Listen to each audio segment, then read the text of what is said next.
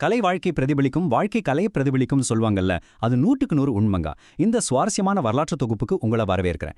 இன்னைக்கு நாம கல்கி கிருஷ்ணமூர்த்தியோட மாபெரும் காவியமான சிவகாமியின் சபதம், அதுக்கு பின்னாடி இருந்த நிஜமான பல்லவ சாளுக்கிய போர், அப்புறம் நம்ம தென்னிந்தியாவோட பிரமிக்க வைக்கும் கட்டிடக்கலை, இது மூணையும் பத்தி தான் ரொம்ப டீட்டெயிலா பார்க்க போறோம். சரி, எந்த தாமதமும் இல்லாம நேரா விஷயத்துக்கு போலாமா? இதயத்திற்கு என்ன தெரியும், அதற்கு தர்க்கம் தெரியாது. வரலாற்றுக்குள்ள போறதுக்கு முன்னாடி கல்கியோட நாவல்ல வர இந்த ஒரு வரிய கவனிங்களேன். காதல், போர், பழிவாங்குதல்னு இந்த காவியத்தோட எமோஷனல் டெப்த, அதாவது அதோட ஆழத்தை இந்த ஒரு வரி எவ்வளவு அழகா சொல்லுது பாத்தீங்களா? பகுதி 1, சிவகாமியின் காவியம். 1948ல கல்கி எழுதின இந்த காவியத்தோட முக்கிய கதாபாத்திரங்களை இப்ப பார்க்கலாம். மகேந்திரவர்மன் ஒரு சிறந்த வியூகம் அமைக்கும் பல்லவ மன்னர். நரசிம்மவர்மன் மாமல்லர்னு அழைக்கப்படுற ரொம்ப உணர்ச்சி வசப்படக்கூடிய இளவரசர். அப்புறம் நம்ம சிவகாமி, இவங்க ஒரு சிற்பியோட பொண்ணு, அற்புதமான பரதநாட்டிய கலைஞர். கடைசியா நாகநந்தி, ரொம்ப மர்மமான ஒரு புத்த துறவி மற்றும் ஒற்றன். இதுல நாம கவனிக்க வேண்டிய முக்கியமான விஷயம் என்னன்னா, மகேந்திரவர்மன், நரசிம்மவர்மன்னு இந்த மன்னர்கள்லாம் நிஜமான வரலாற்று நாயகர்கள். ஆனா இந்த மொத்த பேரழிவுக்கும் ஒரு முக்கிய காரணமா இருக்கிற சிவகாமி அப்படிங்கிற கேரக்டர் முழுக்க முழுக்க கல்கியோட கற்பனை தாங்க. இந்த 7ஆம் நூற்றாண்டோட காலகட்டத்தை நாம கொஞ்சம் தெளிவா புரிஞ்சுக்கணும். கிபி 600ல இருந்து 630 வரைக்கும் மகேந்திரவர்மனுடைய ஆட்சி. இது ஆரம்ப கால கொடைவரை கட்டடக்கலையோட பொற்காலம்னு சொல்லலாம். அப்புறம் கிபி 642ல காஞ்சி மீது சாளுக்கியர்கள் முற்றுகையிடுறாங்க. நாவல்ல இந்த நேரத்துல தான் சிவகாமி கடத்தப்படுறா. இது நடந்து சரியா 13 வருஷத்துக்கு அப்புறம் நரசிம்மவர்மன் வாதாபியை எரிச்சு ரொம்ப கொடூரமா பழிவாங்குறாரு. நாவலும் வரலாறும் இந்த காலகட்டத்துல தான் ஒன்னா பயணிக்குது. பகுதி 2, பல்லவர்கள் மற்றும் சாளுக்கியர்கள். பல்லவ பேரரசை பத்தி சொல்லணும்னா அவங்க வெறும் போர் வீரர்கள் மட்டும் கிடையாதுங்க. தென்னிந்திய குடைவரை கோயில் கட்டிடக்கலையோட முன்னோடிகளே அவங்க தான். காஞ்சிபுரத்தை தலைநகரா வச்சு ஆட்சி செஞ்சாங்க. அது மட்டும் இல்லாம கடல் தாண்டி பல இடங்கள்ல தங்களோட செல்வாக்க செலுத்தின சிறந்த கடற்படையினரும் கூட. குறிப்பா மன்னர் மகேந்திரவர்மன் சமண மதத்திலிருந்து சைவ மதத்துக்கு மாறினாரு.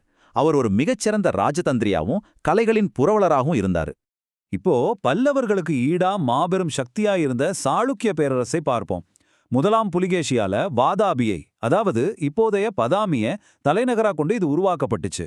கர்நாடகா, மகாராஷ்டிரா, ஆந்திரான்னு ஒரு பரந்த நிலப்பரப்ப கிட்டத்தட்ட 600 வருஷங்கள் அவங்க ஆட்சி செஞ்சாங்க. இதுல ரொம்ப முக்கியமான விஷயம் என்ன தெரியுமா?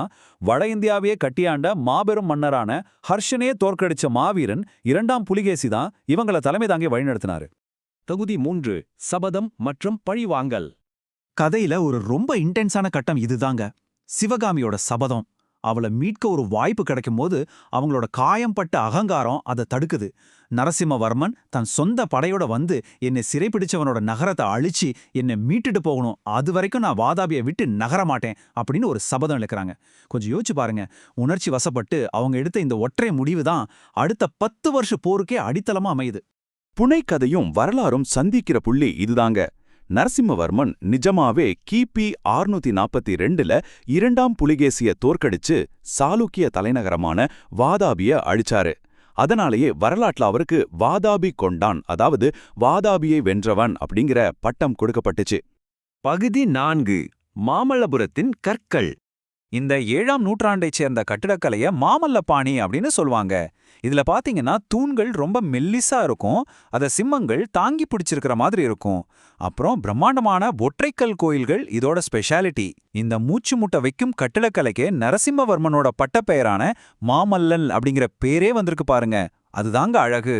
கொஞ்சம் கற்பனை செஞ்சு பாருங்களேன், கடற்கரையில சிற்பிகளோட உளியடிக்கிற அந்த தாளம் எப்படி இருந்திருக்கும்னு.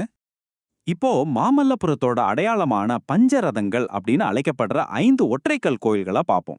கூகுள் ஆர்ட்ஸ் அண்ட் கல்ச்சரோட தரவுகள் படி பார்த்தா இதுல தர்மராஜ ரதம் தான் ரொம்ப உயரமானது, சதுரமான அடித்தளத்தோட இருக்கு. பீம ரதம் ஒரு நாட்டு வண்டி வடிவத்துல நீளமா அமைஞ்சிருக்கு. அர்ஜுன ரதத்துல இருக்கிற பக்கவாட்டு சிற்பங்களும் அரச தம்பதியரோட சிற்பங்களும் நிஜமாவே வியக்க வைக்குது. திரௌபதி ரதம் துர்க்கையம்மன் சன்னதியோட ரொம்ப நேர்த்தியா இருக்கு. கடைசியா நகுல சகதேவர் ரதம், இதோட முன்புற முகப்பு கொஞ்சம் நீண்டு இருக்கும். அதுக்கு பக்கத்திலே நிக்கிற அந்த ஒற்றைக்கல் யானை, ஆஹா, பார்க்கவே அவ்வளவு கம்பீரமா இருக்குங்க. கல்லில் செதுக்கப்பட்ட ஒரு தலைசிறந்த படைப்புன்னா அது கண்டிப்பா அர்ஜுனன் தபசு தாங்க. இயற்கையா அமைஞ்ச 2 பெரிய பாறைகளோட பிளவை வச்சு மலையிலிருந்து நதி கீழே இறங்கி வர்ற மாதிரி எவ்வளோ பிரம்மாண்டமா செதுக்கியிருக்காங்க.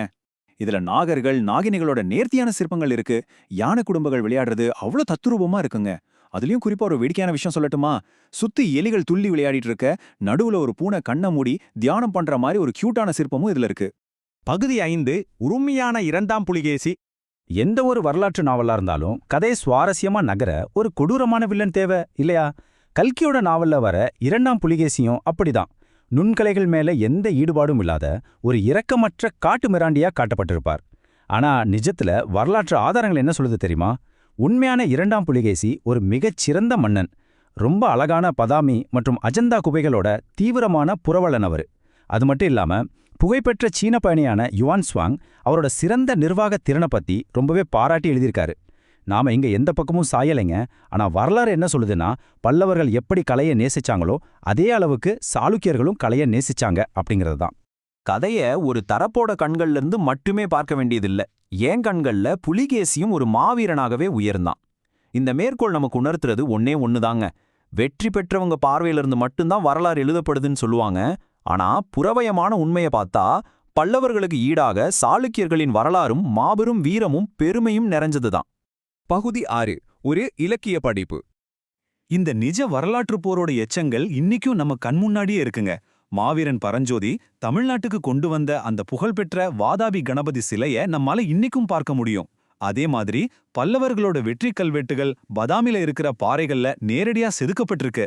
ஆனா இதுல ஒரு ட்விஸ்ட் இருக்கு. கரெக்டா ஒரு நூற்றாண்டுக்கு அப்புறம் சாளுக்கிய மன்னன் 2ஆம் விக்ரமாதித்தன் காஞ்சிபுரத்தை மறுபடியும் கைப்பற்றினான்.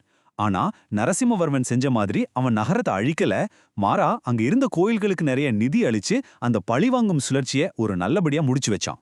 4 இந்த ஒற்றையன் எதை குறிக்குதுன்னா, கல்கி எழுதின இந்த காவியத்தோட 4 பிரம்மாண்டமான பாகங்களை குறிக்குது. மனிதர்களோட பலவீனங்கள், காதலோட ஆழம், கலைகளோட மேன்மைன்னு ஒரு நாவலுக்கு தேவையான எல்லாத்தையுமே இந்த 4 பாகங்களுக்குள்ள ரொம்ப உணர்ச்சிகரமா கொடுத்து இதை ஒரு அழியாத இலக்கிய படைப்பா மாத்திட்டார் கல்கி. வாதாபியின் சாம்பலுக்கும் பழிவாங்கும் எண்ணத்தால் வீணான ஒரு ஆயுளுக்கும் மத்தியில் இந்த பழிவாங்கல் உண்மையிலேயே அந்த விலைக்கு தகுதியானது தானா? இந்த ஒரு ஆழமான கேள்வியோட நான் உங்களை விட்டுட்டு போறேன். ஒரு பக்கம் சுட்டெரிக்கப்பட்ட வாதாபி நகரம், இன்னொரு பக்கம் பழிவாங்கிற ஒரே நோக்கத்துக்காக தன் வாழ்நாளையே இருட்டுல கழிச்ச சிவகாமி. இந்த வரலாற்று பயணமும் இந்த இலக்கியமும் நமக்கு கத்துக் கொடுக்குற பாடம் ரொம்பவே பெருசுங்க. இதை பத்தி நீங்களும் நிறைய படிங்க, யோசிங்க. உங்களை நான் அடுத்த ஒரு அட்டகாசமான தொகுப்புல சந்திக்கிறேன்.